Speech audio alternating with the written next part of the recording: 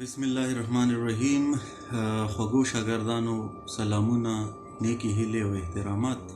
نن چې کوم زمونږ موضوع ده نو هغه ده د ټپې فني او فکري جاج.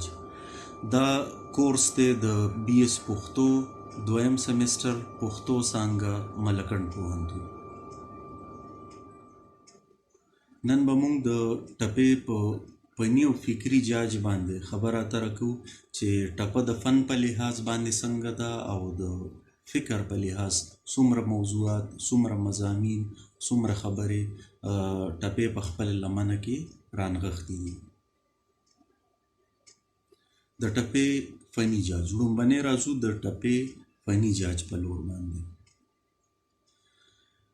ټپه داسې وي چې دا یو مکمل شعر وي چې دوه مصرې لري. یوه مصره په یوه کرښه یعنی لاین کې لیکلی شوي او بله مصره ورپسې په دویمه کرښه کې لیک وي. یعنی د شعر یوه کرښه یوه مصره او بله کرښه دویمه مصره منلی شي، او چې دواړه کرښې یا دواړه جملې رایو شي نو مکمل شعر ترېنه جوړ شي. دغه شعر ته بیت هم ویلی شي، او دغه شعر یا بیت چې په ساخت او جوړښت کې د ټپې په اصولو او شرع کې جوړ شي نو بیا ورته ټپه، مصره او لنډی ویلی کېږي. د ټپې ساخت او جوړښت داسې وي چې اولنۍ مصره یې لنډه او دویمه مصره لږه شان اوږده وي. د چپو او سیلابونو په هیت او حساب یې وړومبی مصره د 9 سیلابونو یا چپو وي او دویمه د 14 سیلابونو وي. لکه د مثال په توګه دا ټپه څوک چې د چا د چنې ګل شي، څوک چې د چا د چنې ګل شي مناسب نه ده چې څوکړې پې تېروي نه. دا ټپه چې د سیلابونو لپاره تختی شي نو حساب یې څه په دا رنګ دی چې څوک چې د چا د چنې ګل شي، مطلب دا دی چې په دریو ګوتو کې درې بندونه دي نو 9 چپې یا 9 سیلابه شو. ده څوک چې د چا د چنې ګل شي 9 سیلابه. دویمه مصره 14 سیلابه څنګه ده دا هم وګورئ. مناسب نه دي چې څوکړې پې تېروي نه. دا 14 سیلابه شو یا زما د ګوتو 14 بندونه شو. دا د ټپې تختی کول یا زمونږ په پښتو کې د ټولو نه اسانه ذریعه د یو څیز د وزن یا د هغې د بهر د معلومولو دپاره د ټولو نه اسانه طریقه د تختی کولو هغه هم دا ده. نو هغه که تاسو ټپه وي، که شاعري وي خپله ستاسو یا د بل چا شعر وي او تاسو د هغې سیلابونه شمارئ په هغې کې دننه، نو د هغې دغه د ګوتو په بندونو په دې طریقه باندې شمارلی شي. قدرمند فرهاد وسیم یوسفزی په خپل کتاب فولکلوري ادب کې لیکي په فني ساخت او جوړښت کې خو ټپه داسې مکمل شي، خو زه وایم چې د ټپې دواړه مصرې 14 سیلابه دي، او هغه داسې چې کله د لومبۍ مصرې سره یکزار او یا قربان یو ځای شي نو دواړه مصرې 14 چپو برابر شي.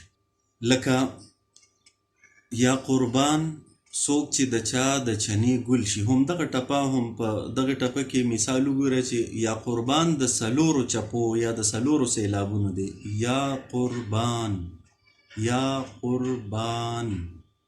یعنی جبه په نون باندې اخرین خلی نو دا به 4 راځي، نو 4 دا او 9 هغه نو 14 سیلابه دا جوړېږي. یا قربان څوک چې د چا د چنې ګل شي نو دا به 14 سیلابو ته ورسي. پروفیسر داورخان داود په خپل کتاب پښتو ټپه کې د ټپې ځینې فني او تکنیکي خصوصیات په ګوته کړي دي. هغوی لیکي د ټپې دواړه مصرو دپاره ضروري نه ده چې هم قافیه وي، البته دویمه مصره به په هې توري ختمیږي. لکه وختي چې مونږ کومه ټپه ووایو چې مناسب نه ده چې څوکړې پې تېروي نه، نو د نون نه پس وړه هې ده. دغه شان هره ټپه دا یو قانون دی د پښتو د ټپو دپاره چې دا به اخري په هې باندې ختمیږي. دغه رنګ دویم چې کوم فني خصوصیت یا تکنیکی خصوصیت مونږ ته داورخان داود صاحب ښیي هغه داسې دی چې ټولې ټپې هم یو بحر او یو وزن لري. مطلب دا دی چې په 9 سیلابه او 14 سیلابه کې ټولې ټپې هم په دغه کې وي. دریم خصوصیت چې هغه بیانوي هغه دا دی چې ځینې ټپې داسې هم شته چې د هغو د اولې مصرې او د دویمې مصرې تر 15 سیلابو پورې ټوکړه هم قافیه وي. مطلب یې دا دی چې اولنۍ چې کومه مصره ده په هغه کې اخیری الفاظ د دویمې مصرې د 4 یا 15 چپو نه پس هم قافیه کېږي. لکه دا لاندینۍ ټپه تاسو وګورئ چې زما د عمر سره سمه، زما د عمر سره سمه میرات شي غمه په خندا دې تېرومه. نو دا سمه او غمه دلته دا قافیه کېږي، هم قافیه کېږي دغه لفظونه. زما د عمر سره سمه میرات شي غمه په خندا دې تېرومه. دغه شان بلا ټپې نورې هم دي. نو ځینې ټپې دا خصوصیت هم لري چې هغه 4 یا 15 سیلابو پس د دویمې مصرې د اولنۍ مصرې سره هم قافیه لفظ راوړي. دغه رنګ څلورم خصوصیت چې کوم داورخان داود صاحب په خپل دغه کتاب کې په ګوته کړی دی هغه دا دی چې د ژبې او ادب عالمان چې په کلام کې د فصاحت او بلاغت، یعنی چې کلام فصیح او بلیغ وي، چې ابلاغ ماده پکې وي، یعنی د یو نه بل ته د رسېدو هغه توان پکې وي. د فصاحت او بلاغت لپاره کوم اصول ټاکلي دي لکه صفایي، سادگی، روانی، اختصار، تشبیه، استعاره، محاوره، روزمره، ترکیبونه، محاورې، سوز و ګداز، دا واړه په پښتو ټپه کې موجود دي. یعنی د یو فصیح او بلیغ کلام دپاره چې د یو انسان نه بل ته د هغې ابلاغ امکان لري ډېر په اسانه، د هغې دپاره دا خوبیانې د یو شعر دپاره یا د یو کلام دپاره شرط دي. او ټپه دغه واړه خوبیانې د فصاحت بلاغت دغه واړه خوبیانې په خپل ځان کې لري. غرض دا چې د دوو مصرو په ټپه کې چې څومره جامعیت دی دومره په بل یو صنف سخن کې هم نشته. داسې معلومیږي چې لیکونکي یا ویونکي په کوزه کې دریاب یا سمندر بند کړی دی. لکه دا دوه ټپې هغه د مثال په توګه ورګړي. نو تاسو یې واورئ چې دا ته چې زه اخر بلاړ شي، دا ته چې زه اخر بلاړ شي، ما ته ګړی په ګړی مه وایه چې زما، او یا د کافر ګل غوندې کږه شوه چې سوچ سمیږي ورځ به نیمه تېروي.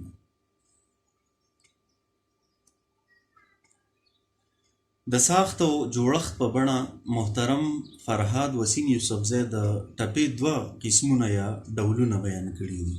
یو ته هغوی عامه ټپه وایي او دویمې ته زنځیرۍ ټپه وایي. عامه ټپه کم چې تاسو د اوسه پورې ولیده، یعنی ساده او عامه ټپه چې په هره موضوع یا مضمون ویلی شوي وي او د ټپې په مروجه اصولو فني جوړښت ښه برابر وي. لکه د مثال په توګه اول د وی چې را مین شه، اوس راته وایې زړګې صبر کړه مین، ما درته وې پوره به یې نه کړې، د یارانې خبرې ډېرې ګرانې دي. خجی اوس دویم چې کوم هغه قسم بیان کړی دی، یو خو ساده عامه ټپه شوه، یو دا زنځیرۍ ټپه ورته هغه وي. فرهاد وسیم یوسفزی هغې ته زنځیرۍ ټپه ویلی ده. دا د ټپو یو داسې قسم دی چې په فني جوړښت او د ساخت په شرح کې د عامې ټپې نه جدا وي. لومبی مصره خو یې 9 سېلابه وي، خو دویمه مصره یې د 15 نه واخله تر 20 پورې وي. څو لفظونه پکې داسې استعمال شوي وي چې هم قافیه وي او یا په صوتي بڼه د یو بل سره تړون او نزدېکت لري. دغه توري داسې په تسلسل کې د یو بل سره تړلي وي لکه د زنځیر کړی، نو ځکه ورته زنځیرۍ ټپه ویلی شي. د مثال په توګه هغه څو مثالونه ورګړي دي، نو دغه مثالونه وګوره چې زنځیرۍ ټپه هغه څه ته وایي. غمازه ورک شه پناه کېږه، اخوا کېږه، غلی کېږه، لرې کېږه، یار د ځان سره بوزمه. د شرابي سترګو جانانه، د شرابي سترګو جانانه، و نادانه په ما ګرانه بې له تانه به ژوند څنګه تېرومه. او یار مسافر رانه روان دی، یار مسافر رانه روان دی، باران دی خفګان دی ارمان دی، نم زما د سترګو ځینه. اوس په دې کې د دویمې مصرې په دې سر کې هم قافیه لفظونه لګولې شوي دي، قافیه بار بار راوړلې شوې ده او یو د زنځیر غوندې یو شکل ول ورکړی شوی دی. نو دې ته فرهاد وسیم یوسفزی د ساخت او جوړښت په لحاظ دویم قسم وایي چې دا دوه قسمه ټپې دي، یو عامه ټپه او بله زنځیري ټپه. پروفیسر داورخان داود د ټپې یو بل قسم داسې راښایي. ځینې خلک د ټپې دویمه میسره په ه نه ختموي، یعنی د وړې ه اضافي تورې ورسره نه یوځای کوي او دغه رنګ دا دویمه میسره د 14 سېلابو په ځای 12 سېلابه شي. لکه دیدن د ګلو غونچه نه ده چې د ریبار په لاس یار ته ولیږم، صبر کوه خدای به مې درکړي په بې صبرۍ معشوقې چا موندلي دي. اوس په دې کې مونږ دا ټپې داسې هم اورېدلي دي چې دیدن د ګلو غونچه نه ده چې د ریبار په لاس یار ته ولیږمه، نو بیا هم څه مسله نه راځي پکې، خو په بعضې اندازونو کې چې د ټپې مختلف طرزونه دي یا اندازونه دي، نو په ځینو طرزونو کې خلکو بغیر د دې اضافي ه نه دغه لفظ ویلی دی، نو بیا یې 12 چپې د هغې دغه دویمه میسره راځي، کم چې دا دوه مثالونه تاسو ته مونږ پیش کړو. نو دا یو بل قسم هم مونږ ته ښایي د ټپې چې داورخان داود صاحب په خپل کتاب پښتو ټپه د هغه کتاب دی په هغې کې بیان کړی دی. راځو اوس د ټپې فکري جاج ته. د دې پورې تاسو د ټپې په فني تکنیکي ساخت هیت باندې خبرې اترې واورېدې چې ټپه د فن په لحاظ باندې څنګه څونه سېلابه لري یا څنګه مختلف قسمه ډولونه دي د هغې د جوړښت او د هیت په حواله باندې. اوس راځو د فکر په حواله د ټپې جاجلو چې څونه قسمه موضوعات پښتو ټپې په خپل لمن کې رانغښتي دي. د پښتون ولس او پښتنې خاورې د ټولنیز ژوند ځواک داسې اړخ به نه وي چې د هغې په هکله به ټپه نه وي ویلې شوي. د موضوع او مضمون د دې تنوع او د اسان تکنیکی خوبو په وجه ټپه په عوامو کې ډیره مقبوله او مشهوره ده. په دې هکله پروفیسر داورخان داود په خپل کتاب پښتو ټپه کې لیکي د ولسي شاعرۍ واړه صنفونه د ولسي شاعر د خیالاتو د اظهار ذریعې دي، خو په دې واړو کې ټپه یوه ډیره مؤثره، اسانه او ساده ذریعه ده چې د ولس زړه ته په اسانه پریوځي او ذهن یې ډیر زر اثر قبلوي. دا په دې وجه هم زیاته مقبوله او د ولس زړه ته نږدې ده چې په دې کې د موضوع او د مضامینو کثرت دی. عشقیه، مذهبي، تاریخي، سیاسي، وطني، قومي او ملي ټپې دومره ډیرې دي چې سړی په خوږو نه مړېږي. خصوصا سیاسي ټپې خو دومره دي چې د ازادۍ د تحریک پوره تاریخ ترې جوړیږي. مطلب دا چې پښتو هر قسمه موضوعات زمونږ د پښتني ټولنیز ژوند سره تړلي هر قسمه موضوعات هغه په خپله لمن کې رانغښتي دي او بیان کړي دي. د ټپو ویش چې د موضوع او مضمون یعنی ټاپک په بڼه کوو په دغه لحاظ د دې بلا ډولونه او قسمونه دي، ځکه چې ټپه د پښتنو د ولسي ژوند ځواک هنداره ده او په دې هنداره کې د پښتني سماج د هر اړخ انځورګري شوې ده. دغسې په سوونو اړخونه باندې په زرګونو ټپې ویلې شوي دي او د پښتو ژبې او ادب په لمن کې خوندي دي. زه کوشش کوم چې د څو اهمو اړخونو د ذکر سره د ټپو انتخاب هم ستاسو دپاره وکړم.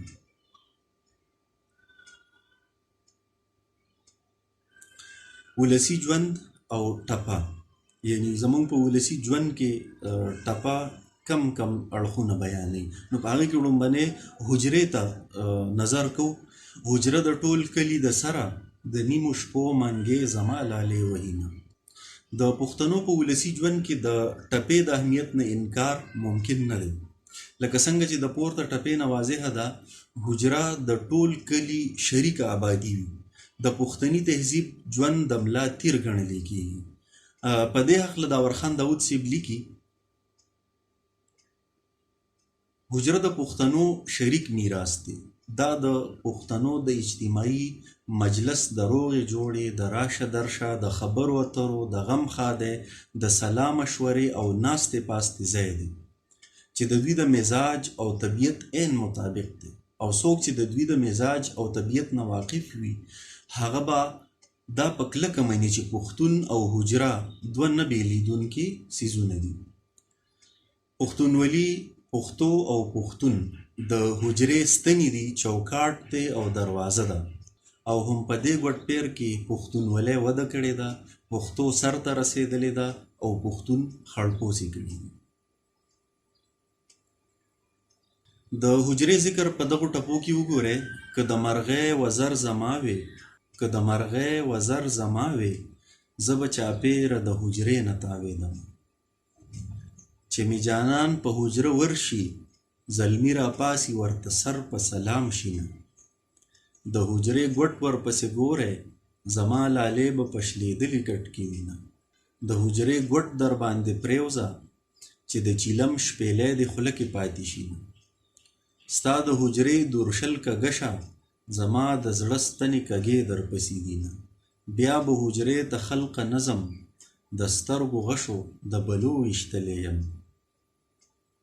حجرې نه پس دویم ذکر چې ډېر زیات په ټپه کې شوی دی او موږ ته بېشماره ټپې په دغه حواله باندې هم میلاویږي، هغه دی جومات. د مین زړه جومات خانه ده، که مسلمان یې وران یې نه کړی دیوالونه. د حجرې نه پس جومات د پښتنو د اجتماع د ټولو نه اهم ځای دی. د پښتنو په ټولنه کې اکثر حجره او جومات یو ځای جوړولی شي. محترم داورخان داود صاحب لیکي جومات کې هم لکه د حجرې غونډې کېږي، خو دا خالص دینی او مذهبي غونډې وي. دلته هم لکه د حجرې د دوو تنو او کله کله د خاندانونو او خیلونو ترمنځه روغې کېږي، خو دا د شرعي احکامو په رڼا کې وي. او هر کله چې دلته دغه رنګ جوړې وشي نو بیا هغه هیڅ چرې نه ماتېږي، ځکه پښتنو د حجرو سره سره جوماتونه هم ښه آباد ساتلي دي، او څومره توجه او شوق او مینه چې حجرو سره لري دومره جوماتونو سره هم.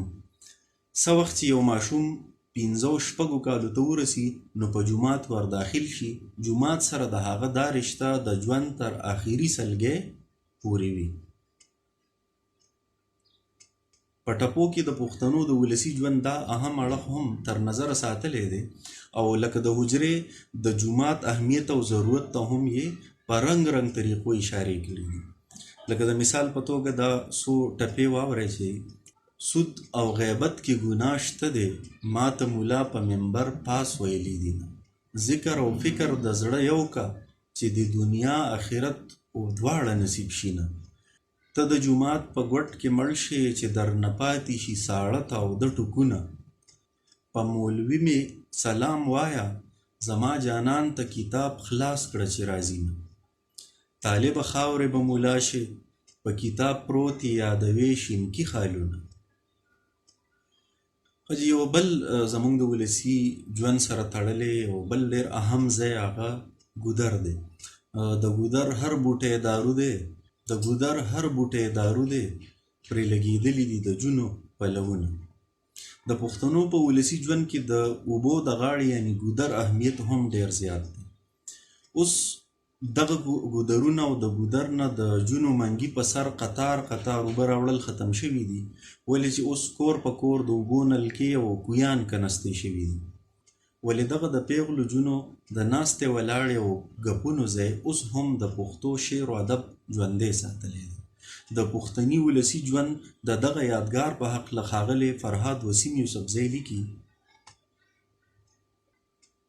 نن سبا خو نه ګودر شته او نه د ګودر هغه خوندونه، خو پخوا زمانه کې د ګودر هم زمونږ یو په کلتور کې یو اهم مقام او کردار و، ځکه خو د هرې زمانې شاعرانو په خپلو شعرونو کې ډېر زیات ستایلی دي. پروفیسر داورخان داود لیکي ګودر هم د پښتنو په ولسي ژوند کې ډېر زیات اهمیت لري. دا د جونو د غونډې ټاټوبی دی. دلته دوه مین په خپلو کې د راز و نیاز خبرې کوي، خپلو مینو سره د خپلې سپېڅلې او پښتنې مینې لوظونه او سوګندونه کوي. د مازیګري په انتظار خپله درسته ورځ په ډېره ناقلارۍ او پریشانۍ تېروي. په پښتو شاعرۍ او خاص کر ټپه کې د ګودر د مازیګر ډیر زیات ستاینه شوې.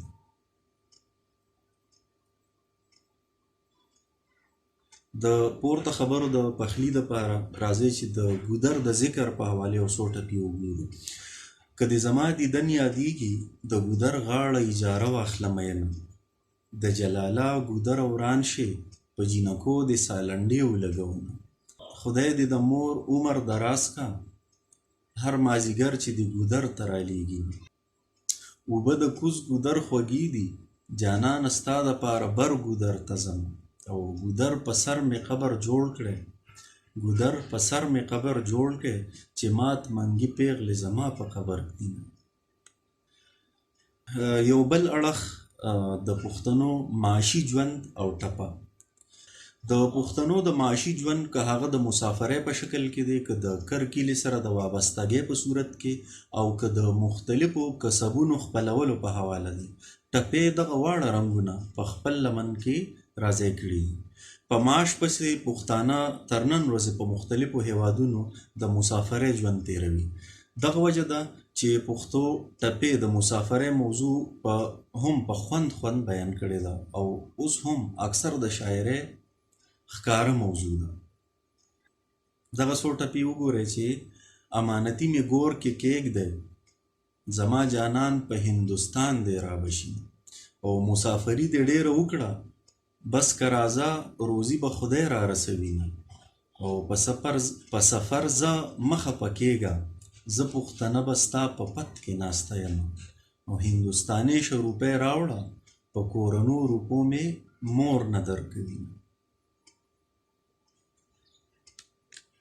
دغه رنګ د پښتنو د معاشي ژوند تصویر او نقشه هغه ټپې دي چې د دې قام د مختلفو پیشو او کسبونو په هکله تر موږ را رسېدلي دي. لکه اسمانه ښه باران پې وکه، اسمانه ښه باران پې وکه، یار مې د للمو کر کوي چې وترشینه، باچایي تخت مې په کار نه دی جانان به لو کړي زه به وږي ټولومه، چې لو کوې ګوتې به پرې کړې پلار ته دې وایه چې لوګري واچوي، او ګټ چې لور شي خواري زور شي په بخملي ګوتو به وږي ټولومه، د پسرلي لونه ګټ شو جینۍ په سرو منګل وږي ټولوینه، د لوزکي نه کونډه ښیم توره سرخه به ګرځوم ځان به ساتم.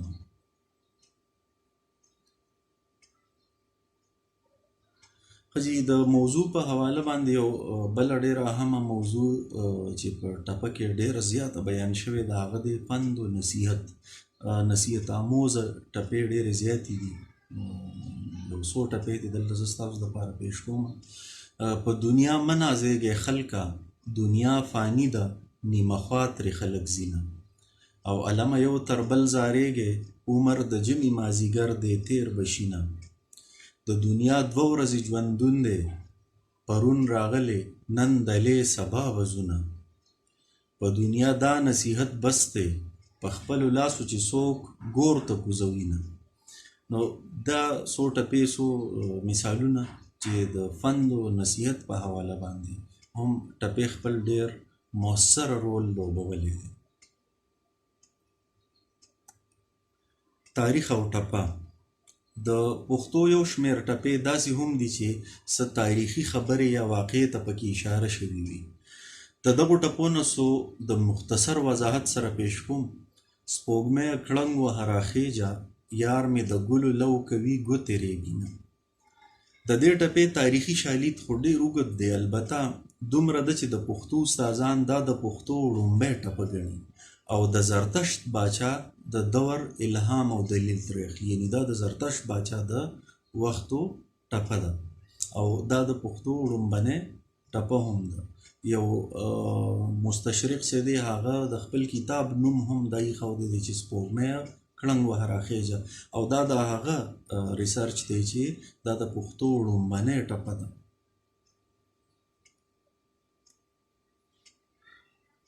که د کالو له ښکلې راغلې زه به ګومل ته د جانان دیدن لزمه. د دې ټپې په هکله ویلی شي چې د محمود غزنوي په پوس کې یو سالار د ملک خالو په نامه یاد، او یو ځل د ملک خالو سره په لښکر کې د چا جانان هم هندوستان ته تللی و. په هغه دوران کې د ګومل دره هم د هند او افغانستان ترمنځ د تلو راتلو لاره وه. نو هغه خبره پکې شوې ده یا دغه د محمود غزنوي د دور ته اشاره ده چې که د خالو لښکرې راغلې زه به ګومل ته د جانان دیدن لزم. یو بله ډېره تاریخي ټپه چې بیربل د بیا خدای را ژوندي کی بیا د پلور د ملندرې راشي مین. هغه جنگ ته اشاره ده چې د یوسفزو او د اکبر باچا د لښکر ترمنځ د بونیر په علاقه د ملندرې په مقام شوی و. د مغولو د لښکر سالار بیربل هم په دې جنگ کې مړ و. د دې نه مطلب په جنگ کې د پښتنو مړانه ده. وایي که چېرې بیربل بیا را ژوندي شي او ملندرې باندې راغلو نو هم هغسې به ورسره جنګیږو او شکست به ورکړو. بیربل د بیا خدای را ژوندي کی بیا د پلور د ملندرې راشي مین. څو نورې ټپې د امبېلې په کامبېلو کې ګورا پراته په وینو سره خړ پړ سرونه. په دې ټپه کې د امبېلې غزا ته اشاره ده کومه چې د یوسفزو او د انګریزانو ترمنځ د امبېلې په مقام شوې وه. په ملکڼ توره تیاره شوه هارونه توره پړقوه چې رڼا شینه.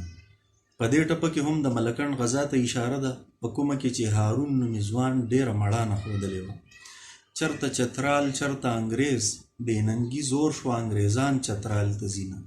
هغه دور او تاریخي واقعې ته اشاره ده کله چې انګریزانو په دیر سوات پورې قبضه وکړه او بیا یې چترال هم قبضه کړو.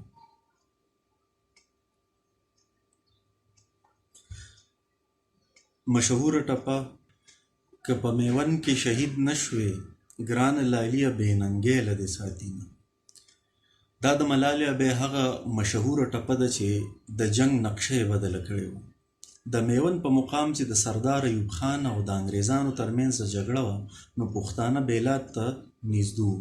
خو کله چې ملالۍ دغه ټپه پورته کړه نو یکدم د پښتنو وینو او غیرتي جذبو داسې جوش وکړو چې د انګریز ګټلې جنګ یې واپس په خپله نامه کړو او انګریزانو ډېر بدترین شکست وخوړو. دا ټپه په اولس او ولسي ادب کې دومره معروفه شوه چې نن سبا د متل په توګه هم استعمالیږي. یو بله ټپه که د ظلمو نه پوره نه شوه فخر افغان جینکۍ به دې ګټي نه. په دې ټپه کې د فخر افغان باچا خان د خدایي خدمتګار تحریک په لور اشاره ده کوم چې د هغوی د پښتنو د اصلاح او د انګریز د غلامۍ نه د ازادۍ دپاره شروع کړی و او د سړو سره سره پکې د هرې سیمې زنانو هم برخه لرله. د ټپو یو بل قسم سوالی او جوابي چې موږ ورته دلته عام طور جوابي ټپې وایو. ځینې داسې ټپې وي چې په هغې کې د څه شي په اړه سوال شوي وي او بیا د هغې سوال جواب هم په ټپه کې ورکړی شوي وي. یعنی په یو مضمون یا د څه شي په هکله سوال جواب په ټپو کې جوړول او بیانول. پخوا به د حجرو په مجلسونو کې دا قسم ټپې هم ویلې شوې لکه د مثال په توګه د دې خبرې جواب راکه د خټکي په منځ کې څومره زیړې وینم. د دې خبرې جواب دا دی چې په اسمان کې ستوري چا شمارلي دي. د دې خبرې جواب راکه د سیند په غاړه غاړه ځم د تندې مرم. د دې خبرې جواب دا دی عاشق سړي له اوبه خوند نه ورکوي. د دې خبرې جواب راکه په کوم ځان باندې څوک نه کوي منځونه. د دې خبرې جواب دا دی د ماشوم غوږ کې په اذان نشته منځونه. نو دا بیلګه تاسو وکتله بلکې څو ټپې بیلګې په توګه تاسو وکتې چې په یوه ټپه کې سوال کیږي او په بله ټپه کې ورله جواب ورکړي. نو دې ته سوالي جوابي یا صرف جوابي ټپې ویلی شي.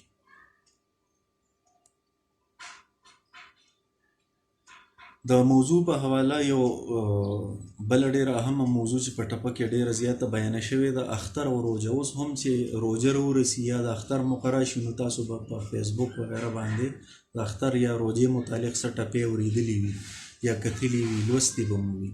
نو دغه موضوع هم ټپې په خپل لمن کې رانغښتې ده. دا څو بیلګې تاسو وګورئ چې د روژې هر ماښام اختر وي زرې زرې د پېشمني د لاسه یمه. دا ډېره مشهوره ټپه ده. د پېشمني اورونه بل شو جینۍ په سرو منګلو یار راویښوینه. د پېشمني اورونه بل شو څانګه د یار له ډډې زلفې خلاصوینه. او غونډه روجه مې انتظارو د اختر شپې له به د یار دیدن لزم. اختر په ټوقو ټوقو راغی، اختر په ټوقو ټوقو راغو، نه مې اوږې شته نه د غاړې تاویزونه.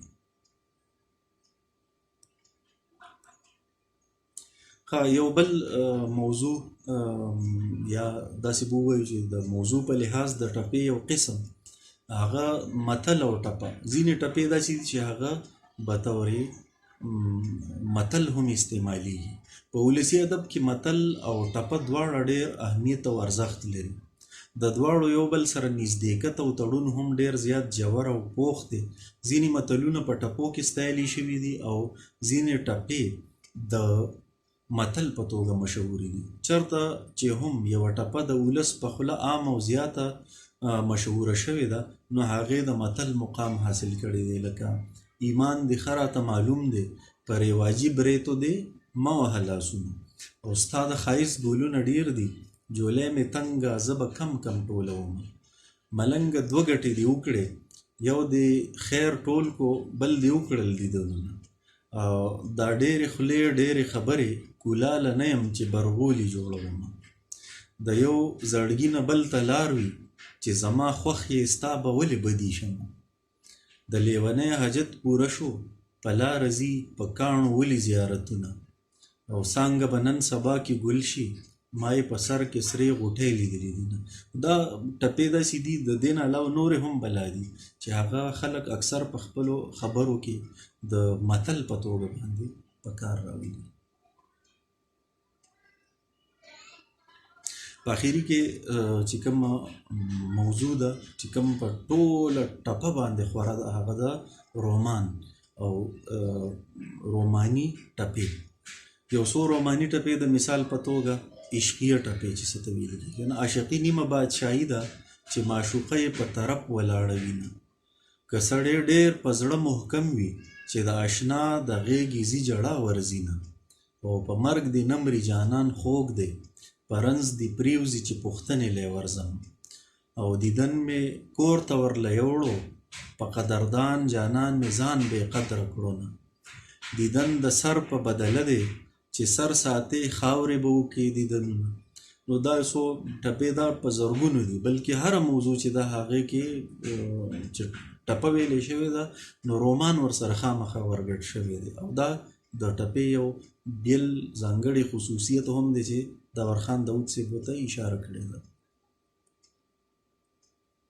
د ټپو یو بل خاصیت چې مونږ ته یې ښاغلی داورخان داود صاحب په ګوته کوي هغه دا دی چې موضوع به د ټپې د حسن و عشق نه علاوه څه بل څه وي، خو عشقیه رنګ به پرې ارومرو خور وي، یا به معشوقه خپل قلبي واردات د هغې موضوع په رڼا کې بیانوي او مخاطب به یې عاشق وي، او یا به د دې برعکس وي. دې رنګ او دې انداز هم ټپو ته یو دایمي او غیر فانی مقام وربخلی دی. د دې زده کړې حاصل زده کړې نه وروسته موږ د دې قابل شو چې اوس به د پښتو ټپې په هیت او فني جوړښت او تکنیکي خوبیانو باندې خبره کولی شو او په مختلفو موضوعاتو او مضامینو د ټپو مثالونه به پیش کولی شو. کور مو ودان، الله مو مل شه.